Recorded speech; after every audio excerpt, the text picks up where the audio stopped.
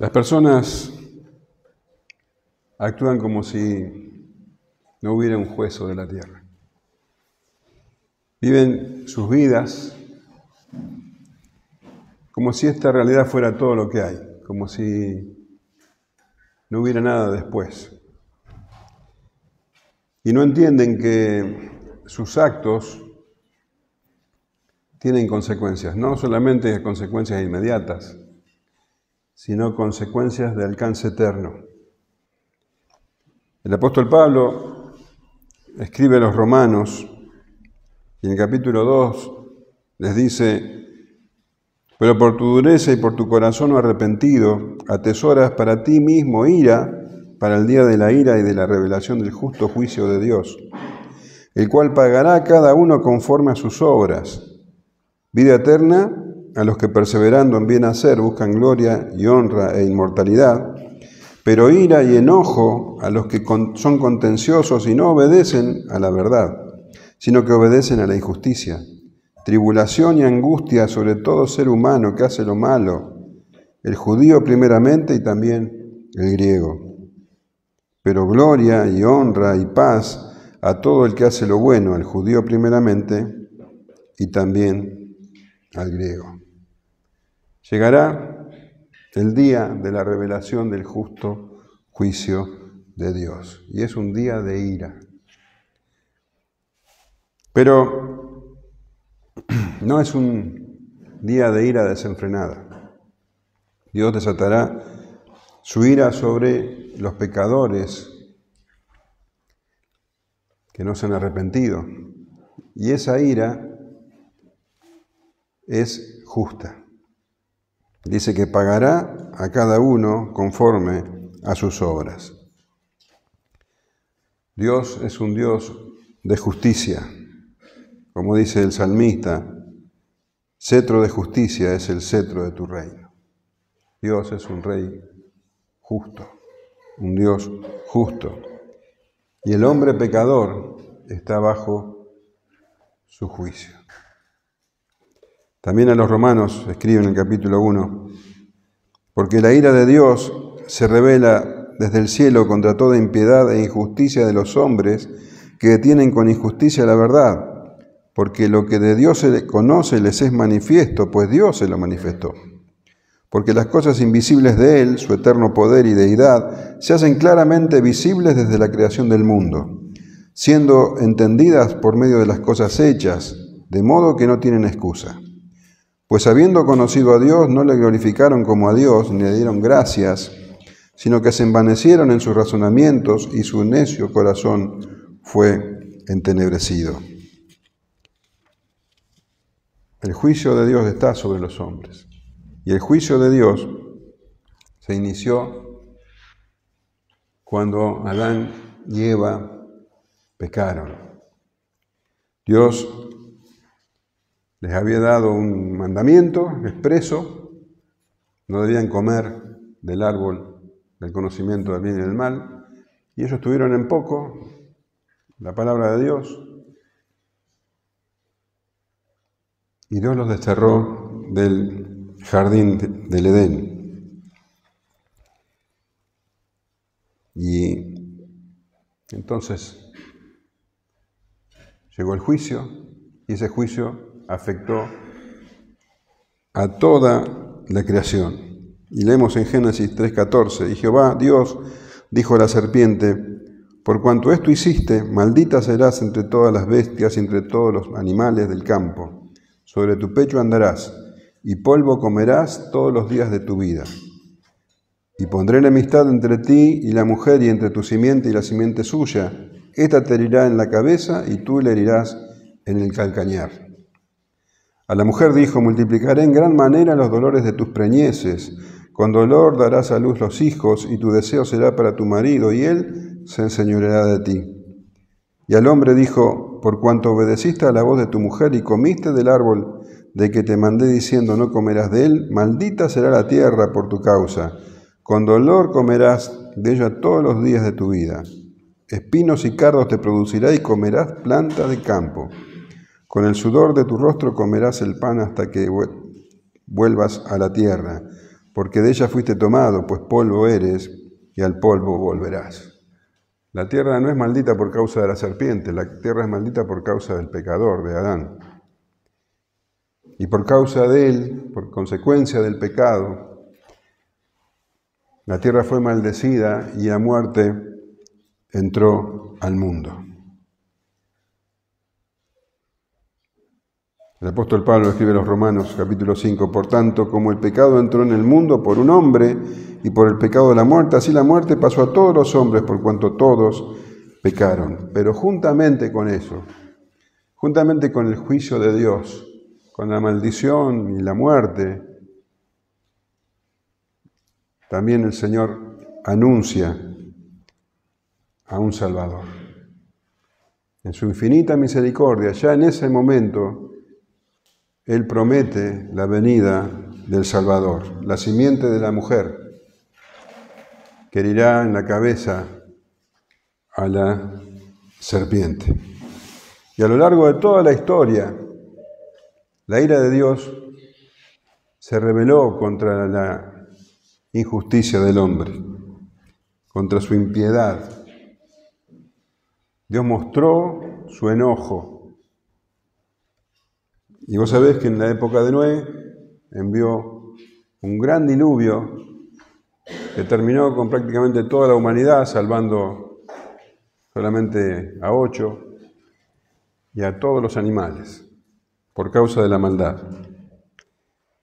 Y también manifestó su juicio con los descendientes de Noé, porque ellos habían recibido la orden de que se multiplicaran, de que fueran por toda la tierra, pero ellos quisieron juntarse, estar unidos y edificar una torre que llegue hasta el cielo, y Dios me envió su juicio, los confundió sus lenguas, y así se dispersaron por toda la tierra. Y después hemos leído también el juicio sobre Sodoma y Gomorra, el juicio sobre Egipto, por no escuchar a Moisés, y vinieron 10 plagas, y así fue como Israel pudo salir de Egipto. Sin embargo, también cayó el juicio de Dios sobre Israel porque era desobediente, y de todos los que salieron de Egipto, 2 nomás pudieron entrar a la tierra prometida. El juicio de Dios se revela contra el pecador. Pero el juicio de Dios tiene un propósito misericordioso, un propósito redentor. Está demostrando a los hombres que necesitan volverse a Él, que no pueden permanecer rebeldes a Él. Estos juicios parciales son trompetas de Dios que llaman a arrepentimiento. Le están diciendo continuamente a los hombres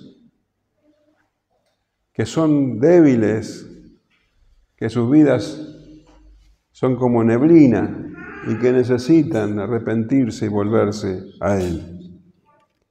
Los hombres deben prepararse porque un día sonará la trompeta final. Dios es justo. Y Él ya desde el comienzo envió la promesa del Salvador. Isaías 45, 21 dice: no hay más Dios que yo, Dios justo y Salvador. Ninguno hay fuera de mí. Y por medio de los profetas, el Señor anunció que ese Salvador vendría. Y que vendría nada más y nada menos que a salvarlos del juicio de Dios, de la ira de Dios, llevando los pecados del pueblo. Pero ellos creían que por ser descendientes de Abraham no necesitaban arrepentimiento, que ya tenían el favor de Dios. Querían un Mesías que los librase de la opresión extranjera. Por eso cuando el Mesías vino, ellos lo rechazaron, tal como profetizó Isaías. Isaías 53, te voy a leer la Nueva Traducción Viviente, dice: ¿Quién ha creído nuestro mensaje? ¿A quién ha revelado el Señor su brazo poderoso? Mi siervo creció en la presencia del Señor como un tierno brote verde, como raíz de tierra seca. No había nada hermoso ni majestuoso en su aspecto, nada que nos atrajera hacia él. Fue despreciado y rechazado, hombre de dolores, conocedor del dolor más profundo. Nosotros le dimos la espalda y desviamos la mirada, fue despreciado y no nos importó. Sin embargo, fueron nuestras debilidades las que él cargó, fueron nuestros dolores los que lo agobiaron. Y pensamos que sus dificultades eran castigo de Dios, un castigo por sus propios pecados. Pero él fue traspasado por nuestras rebeliones y aplastado por nuestros pecados. Fue golpeado para que nosotros estuviéramos en paz, fue azotado para que pudiéramos ser sanados. Todos nosotros nos hemos extraviado como ovejas, hemos dejado los caminos de Dios para seguir los nuestros. Sin embargo, el Señor puso sobre él los pecados de todos nosotros. Fue oprimido y tratado con crueldad, sin embargo no dijo ni una sola palabra.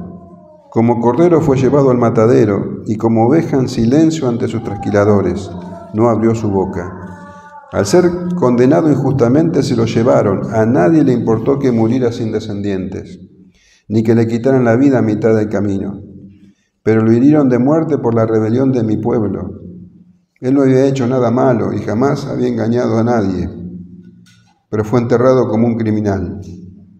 Fue puesto en la tumba de un hombre rico. Formaba parte de un buen plan del Señor aplastarlo y causarle dolor.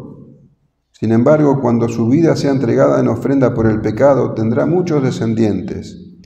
Disfrutará de una larga vida y en sus manos el buen plan del Señor prosperará. Cuando vea todo lo que se logró mediante su angustia, quedará satisfecho. Y a causa de lo que sufrió mi siervo justo, hará posible que muchos sean contados entre los justos, porque él cargará con todos los pecados de ellos. Yo le rendiré los honores de un soldado victorioso porque se expuso a la muerte. Fue contado entre los rebeldes, cargó con los pecados de muchos e intercedió por los transgresores. Siendo anunciado por las Escrituras, los suyos no lo recibieron, dice la Escritura.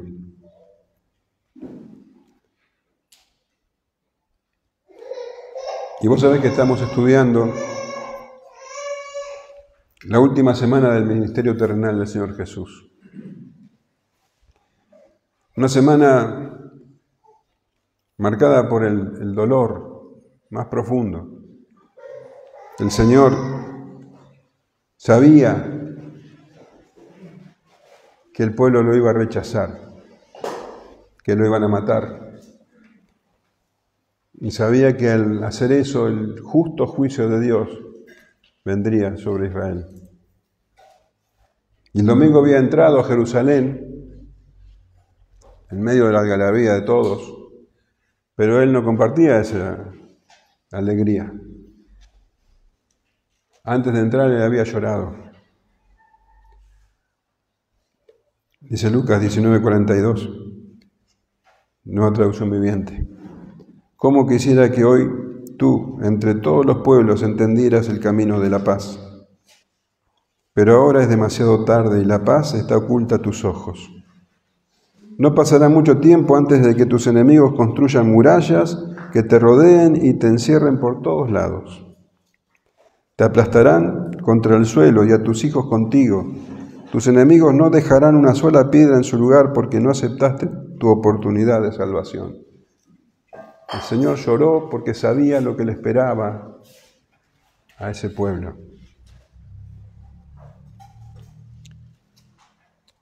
Y entró llorando a Jerusalén, mientras todos lo glorificaban. Y el lunes fue al templo y se enfrentó a todos y oyó a todos los comerciantes,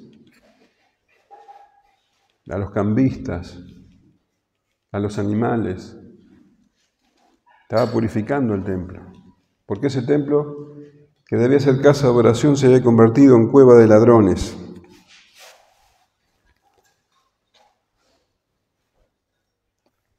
Y nadie se arrepintió.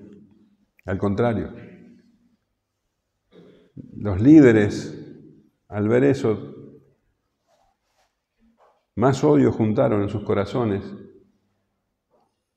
y se organizaban para tener alguna causa para matarlo. Y así fue como, martes y miércoles, que el Señor enseñaba en el templo y los sacerdotes, los escribas, los fariseos, los saduceos, los herodianos venían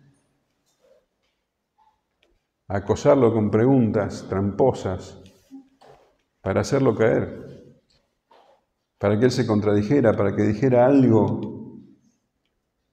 que pudieran usar en su contra, pero no pudieron. ¿Cómo iban a hacer tropezar a aquel que es la sabiduría, aquel que es la verdad?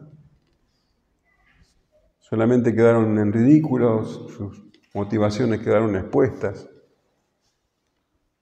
Y fue tal la humillación que sufrieron que dice Mateo 22:46, y nadie le podía responder palabra, ni osó alguno desde aquel día preguntarle más, pero querían matarlo.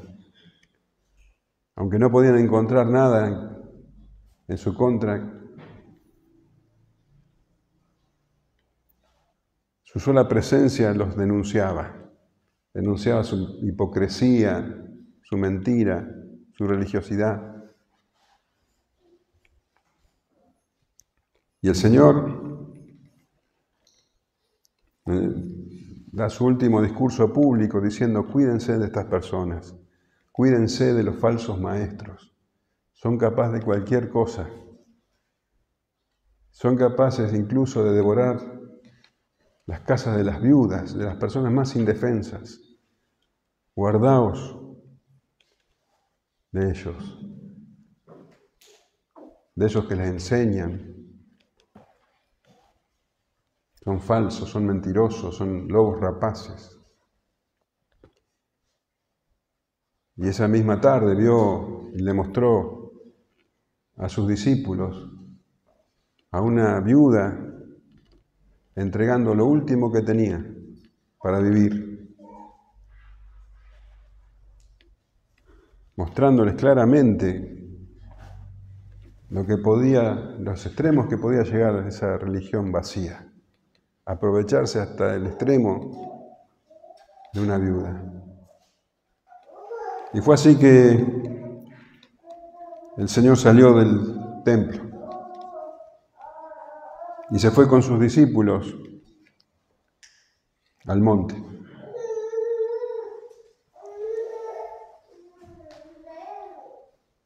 Y los discípulos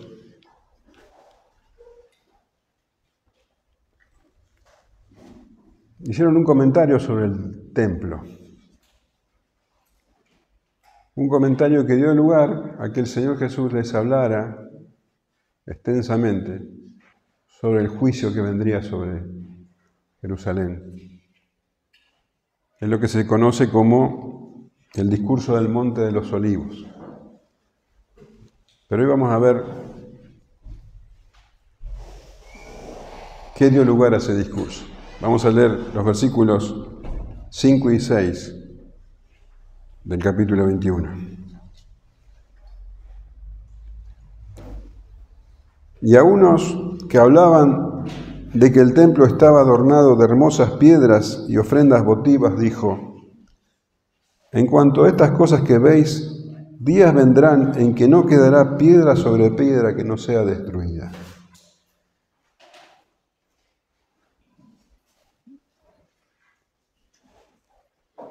Habían salido del templo, como te contaba, después de todo eso. Ni alguno de los discípulos comenta sobre el templo, lo adornado que era, lo hermoso que era, lo fastuoso que era, y de las hermosas piedras y ofrendas votivas. Ahora, ¿por qué estos discípulos hacen ese comentario?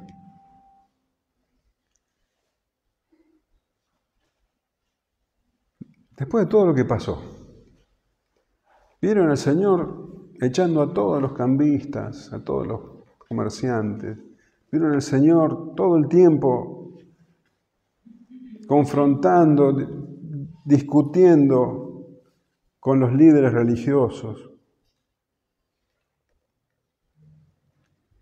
Escucharon la denuncia del Señor contra los falsos maestros de Israel. Vieron incluso a una mujer quedando, una viuda, siendo despojada voluntariamente, pero siendo despojada por esa religión falsa de todo lo que tenía, no tenía más para comer. Obviamente veían que el Señor Jesús estaba apesadumbrado por todo eso. ¿Y cuál es el comentario que hacen sobre el templo? ¿Por qué? Son tan frívolos estos discípulos.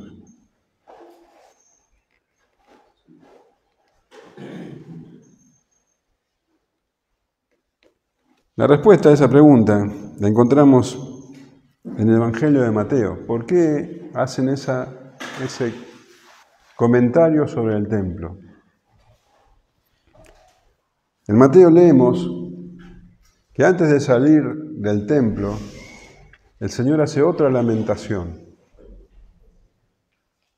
Mateo 23, 37 al 39 dice: Jerusalén, Jerusalén, que matas a los profetas y apedreas a los que te son enviados. ¿Cuántas veces quise juntar a tus hijos como la gallina junta sus polluelos debajo de las alas y no quisiste?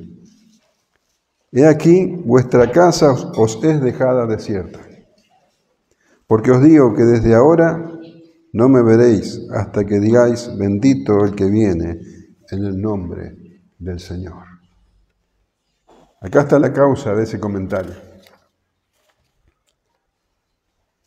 El Señor dice, he aquí, vuestra casa os es dejada desierta. Esa casa es Jerusalén y esa casa específicamente es el templo. El templo estaba siendo abandonado. El templo, que estaba lleno de gente, miles de personas ahí entregando sus ofrendas y haciendo sus sacrificios, estaba siendo abandonado. ¿Abandonado por quién? Por quien se supone que es el dueño del templo, el Señor del templo. Estaba siendo abandonado por Dios. Estaba siendo dejado desierto. Y eso estaba ocurriendo exactamente porque Dios Hijo se estaba yendo y no volvería. Dios Hijo se estaba yendo del templo y el templo estaba quedando desierto. Era una religión hueca, mentirosa y nada más.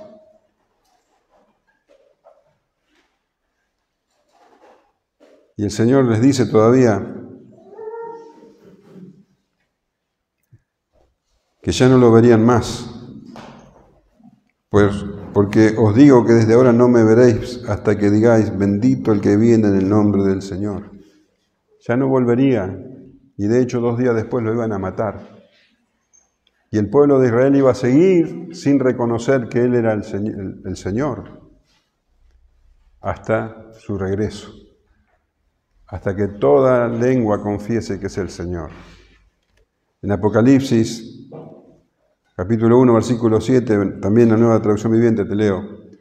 Dice, miren, Él viene en las nubes del cielo y todos lo verán, incluso aquellos que lo traspasaron.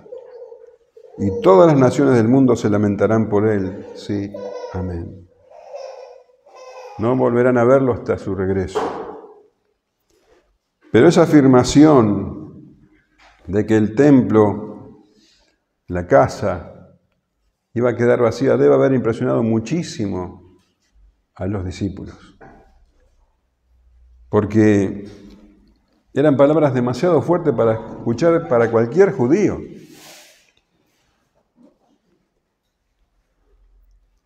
Y seguramente eso fue lo que motivó este comentario. ¿Cómo iba a quedar desierto semejante edificio? ¿Cómo Dios iba a rechazar semejante magnificencia que mostraba la gloria de Dios, según su manera de pensar? Para el judío el templo era el centro de la vida.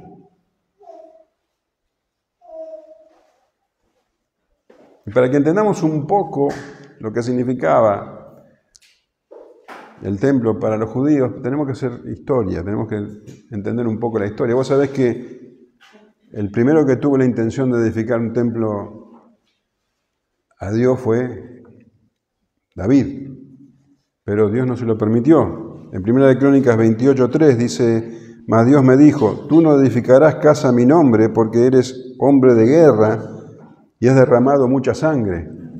Por causa de que él había matado gente, no pudo edificar el templo, pero ese privilegio le iba a corresponder a su hijo Salomón. Salomón comenzó a edificar el templo en el año 4 de su reinado, aproximadamente en el año 969 a.C. 969 años, 970 años antes de Cristo, comenzó a construirse el templo y llevó 7 años esa construcción. Y ese templo, magnífico, si querés leer toda la construcción, no tenés que ir a Primera de Reyes, capítulo 6 al 8, ahí está la construcción, todo lo que los materiales que se usaron y la dedicación de parte de Salomón. Bueno, ese templo significaba, literalmente, era el lugar donde el pueblo se comunicaba con Dios, era la casa de oración. El Señor dijo, casa de oración. Ese templo tiene que ser casa de oración, no cueva de ladrones. Entonces la gente iba al templo a tener relación con Dios. ¿Te das cuenta? Importantísimo. Fíjate, Salomón, cuando lo dedica a Dios, dice, te voy a leer un extracto nomás, 1 Reyes 8:29, que estén tus ojos abiertos de noche y de día sobre esta casa, sobre este lugar del cual has dicho, mi nombre estará allí, y que oigas la oración de tu siervo, que tu siervo haga en este lugar. Oye pues la oración de tu siervo y de tu pueblo Israel. Cuando oren en este lugar, también tú lo oirás en el lugar de tu morada, en los cielos. Escucha y perdona. Si alguno pecare contra su prójimo y le tomare en juramento haciéndole jurar, y viniere el juramento delante de tu altar en esta casa, tú oirás desde el cielo y actuarás, y juzgarás a tus siervos, condenando al impío y haciendo recaer su proceder sobre su cabeza y justificando al justo para darte conforme a su justicia. Y si tu pueblo Israel fuere derrotado delante de sus enemigos por haber pecado contra ti, y se volvieren a ti y confesaren su nombre, y oraren, y te rogaren, y suplicaren en esta casa, bueno, y así continúa Salomón hablando de que esa es una casa de oración y que Dios escucha. Entonces el templo era importantísimo para el pueblo de Israel. Era la casa de Dios. Y este templo tuvo un montón de, situaciones.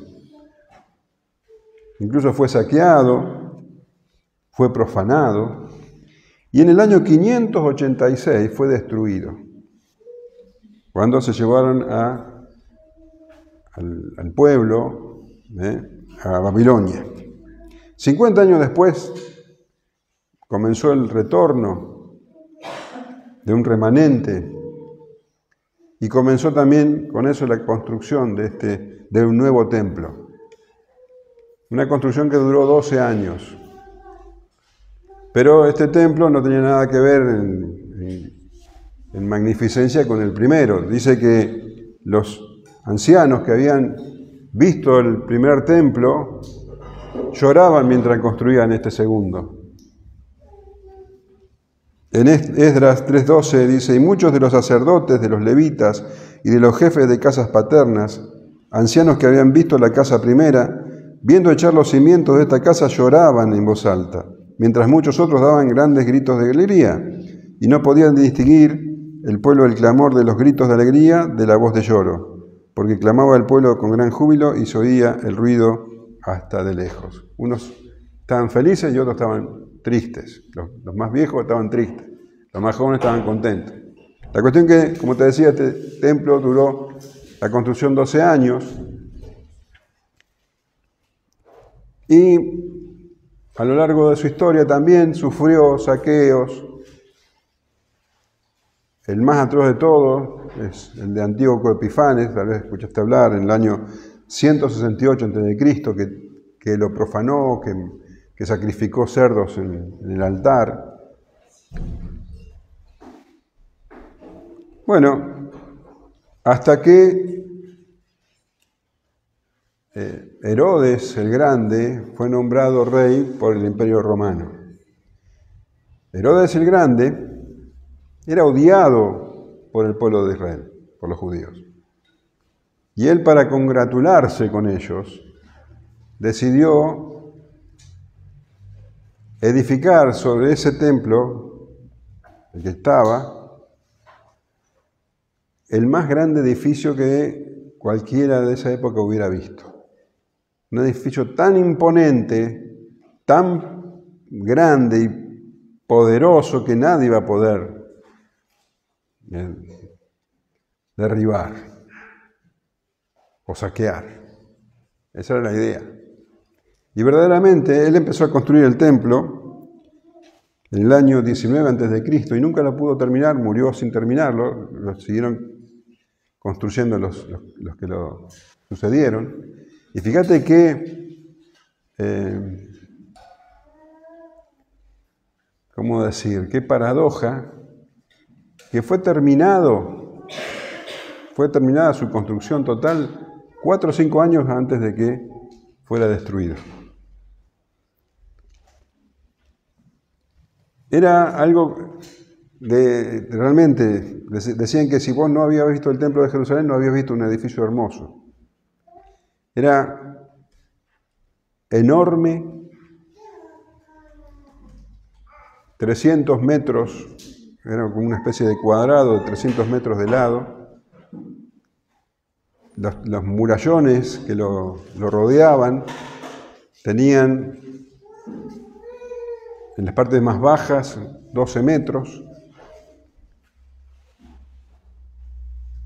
Todo construido con piedras blancas. Algunos dicen que eran de mármol, otros dicen que eran parecidos al mármol. De hecho que completamente blanco, y la pared del paredón o el muro oriental, que era donde estaba la puerta principal, cubierto, bueno, con muchísimas incrustaciones de oro que, según las crónicas del momento, hacían daño a los ojos verlos por el brillo.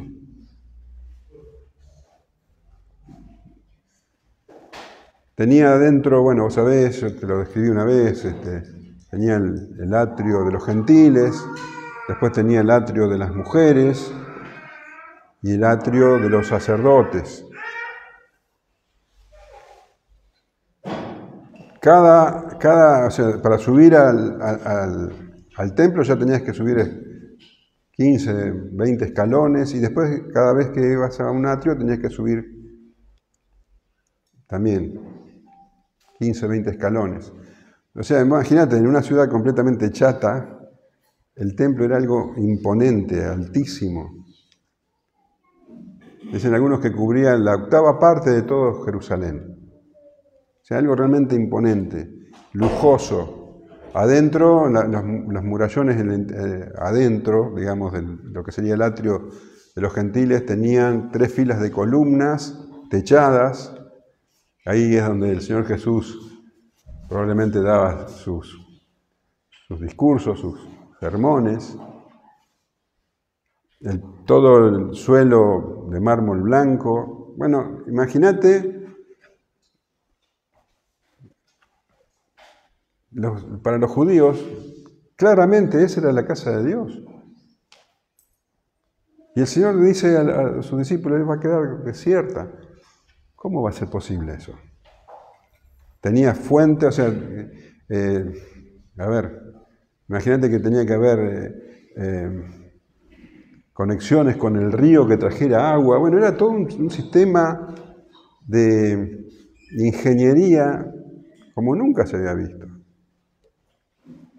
Y dice que estaba adornado, dice el comentario de los discípulos, adornado de hermosas piedras y ofrendas votivas. Esas ofrendas votivas eran las ofrendas que daban los ricos como votos, que eran ofrendas como estatuas, como placas de oro, que se incrustaban en las paredes.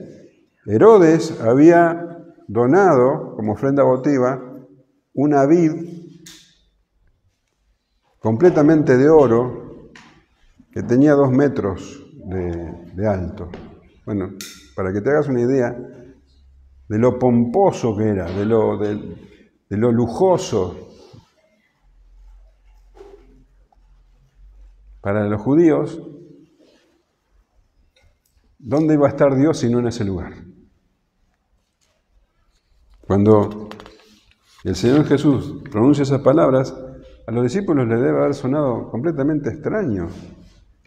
¿Cómo Dios podía abandonar esa casa? Y el Señor, al escuchar ese comentario, les dice: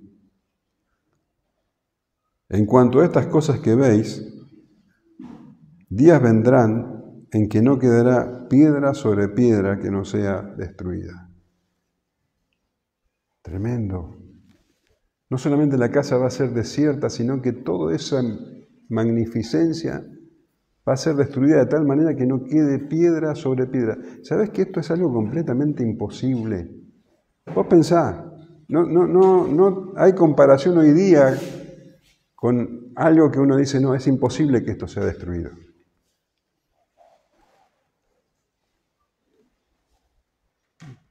El Señor estaba diciendo que no iba a quedar piedra sobre piedra.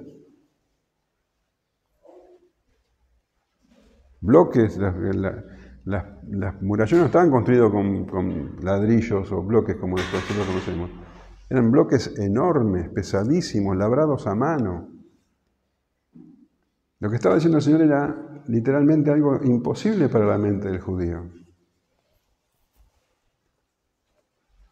El Señor estaba prediciendo la destrucción total de esa maravilla arquitectónica que era la casa de Dios. Los discípulos estaban viendo eso. No estaban viendo que esa religión estaba muerta, no estaban viendo que el Señor Jesús denunciaba a sus maestros y a sus doctrinas, que era un lugar de ladrones, que no tenía nada que ver con Dios. Ellos estaban viendo lo que todo ojo ve, y era imposible. Pero de hecho, unos 40 años después, en el año 70, ese edificio fue completamente destruido. Jerusalén había sido sitiada, había habido una revuelta de judíos, años 70, 40 años después. Los judíos se habían rebelado, los zelotes especialmente se habían rebelado contra el Imperio Romano. El emperador Vespasiano envía a su hijo Tito, el general, que después va a ser el emperador, sitia la ciudad. La deja completamente aislada. Antes, ¿sabes lo que hizo? Permitió que entraran un montón de peregrinos que venían a la ciudad, les permitió que entraran. Y después no lo dejaban salir. Entonces, bueno, la ciudad sitiada, bueno, la historia te recomiendo que la leas, es tremenda, pero básicamente adentro empezó a haber hambre y situaciones muy terribles. Y en el año 70, Tito con su ejército entra en Jerusalén, destroza Jerusalén, pero ¿sabes qué? Él no quería destruir el templo. Él quería que el templo permaneciese de pie como una muestra de del poder del Imperio Romano y ofrecer ese templo a los dioses romanos. Pero bueno, esa fue su intención, pero la intención de Dios era otra. De hecho que los soldados pusieron andamios alrededor del templo, algo que Tito no había ordenado, y empezaron a tirar todo lo que tenían inflamable, maderas, todo lo que podían considerarse inflamable. Y incendiaron por completo el templo. De tal manera que las piedras comenzaron a aflojarse. ¿Y sabes qué? Después los soldados removieron todas las piedras para extraer el oro. Y literalmente no quedó piedra sobre piedra. Lo único que quedó fue el piso. Y todas las piedras fueron tiradas al valle del Cedrón. Y de esta manera la profecía del Señor se cumplió literalmente. ¿Podés creer eso? No quedó piedra sobre piedra. El Señor por eso lloraba, porque el juicio de Dios venía sobre Israel. Fue terrible. Se habla de que murieron más de 1 millón de personas en el sitio de Jerusalén.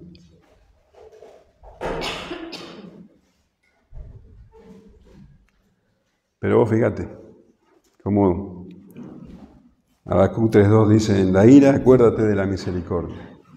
Y ese templo estaba siendo destruido, pero paralelamente estaba naciendo el verdadero templo, el templo de Dios,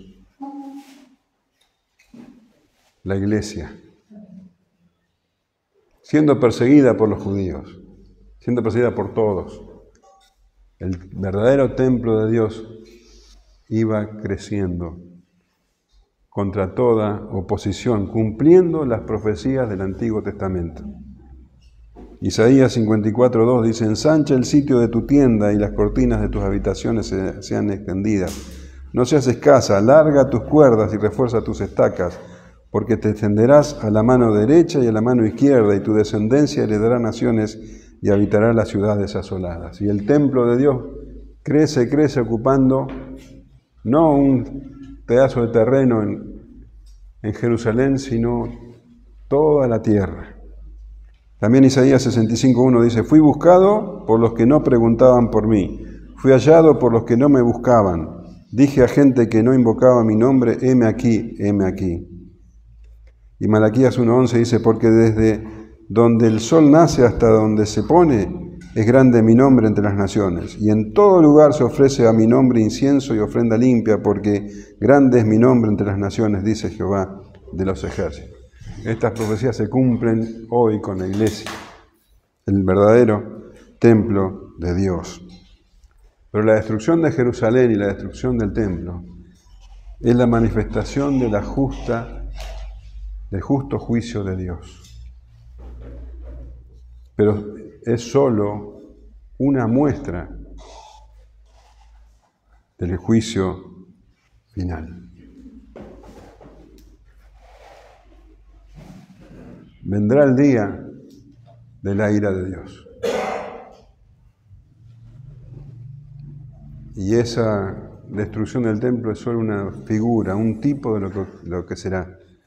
Sofonías 1:15 dice, día de ira aquel día de angustia y de aprieto, día de alboroto y de asolamiento, día de tiniebla y de oscuridad, día de nublado y de entenebrecimiento, día de trompeta y de algazara sobre las ciudades fortificadas y sobre las altas torres, y atribularé a los hombres y andarán como ciegos, porque pecaron contra Jehová. Y la sangre de ellos será derramada como polvo y su carne como estiércol. Ni su plata ni su oro podrá librarnos en el día de la ira de Jehová. Pues toda la tierra será consumida con el fuego de su celo, porque ciertamente destrucción apresurada hará de todos los habitantes de la tierra.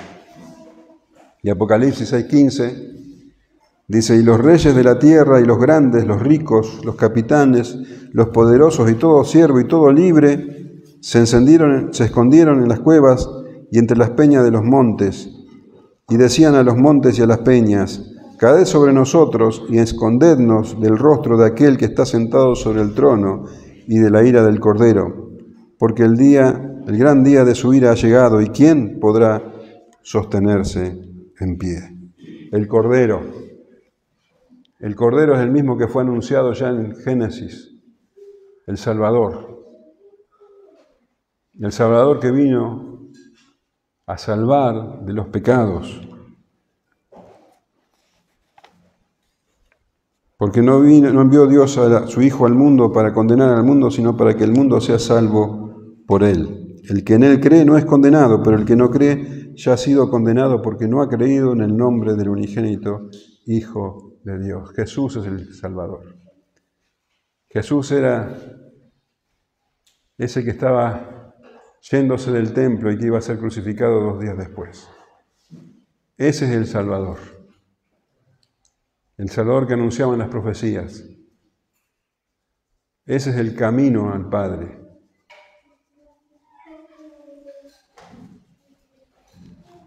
Él cargó en la cruz la ira de Dios que le corresponde a todos aquellos que creerán en Él.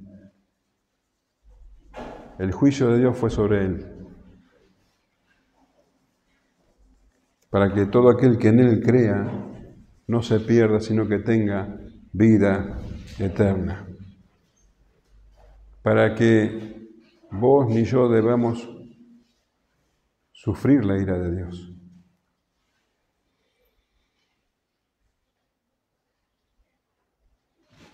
El mensaje del Evangelio es: arrepiéntanse y crean. Crean en el Señor Jesucristo. Y las trompetas están sonando. Las trompetas están sonando. ¿Las escuchás? El Señor está diciendo: arrepiéntanse porque sus vidas son breves. Así como el Señor le dijo: ven, este templo va a ser completamente destruido. Todo lo que nosotros vemos ahora va a ser destruido. Nada de lo que parece hoy importante prevalecerá. El día de la ira llegará. Y decime si no te duele pensar en toda esa gente que estaba ahí en el templo entregando sus ofrendas y tratando de agradar a Dios, ignorando al Hijo de Dios. Estaba ahí. Ese mismo sigue estando, llamando a los perdidos.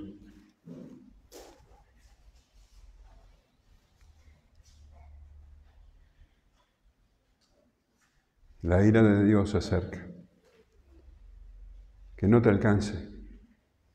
Que no te alcance. No te aferres a una religión vacía. No te aferres a una religión vacía. No importa que tus padres sean creyentes. No importa que vengas a la iglesia todos los días o todos los domingos. Si verdaderamente no entregaste tu vida al Señor Jesús, si no te arrepentiste de tus pecados. Porque aunque vengas a la iglesia todos los domingos, aunque te hayas bautizado, aunque te hayas criado en un hogar cristiano, te vas a enfrentar a la ira de Dios si no te arrepentís. No importa tu edad, no importa que seas un jovencito, No te podés presentar delante de Dios diciendo, no, nadie me dijo, no sabía. Jesús vino a buscar y salvar lo que se había perdido. Amén. Jesucristo es el camino. Amén. Reconoce tu pecado, abrazate en arrepentimiento al Señor y recibí la salvación por medio de Jesucristo. Amén.